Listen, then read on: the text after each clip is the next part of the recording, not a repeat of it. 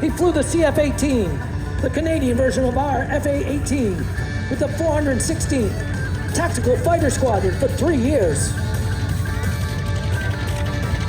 He was selected as a team member for Canada's participation in the William Tell Air Combat Competition. In 1997, with 3,100 of military flight hours, Ross, his wife Sherry, and son Gregory transitioned to life as civilians.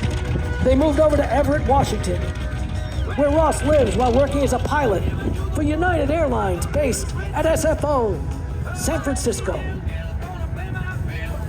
Let's welcome him back to Earth, lining up on runway 31 left. He can't hear you, but he can see you. Let's give him a wave. Be amazing. Ross Granley in the Yak 18. We love you, Ross.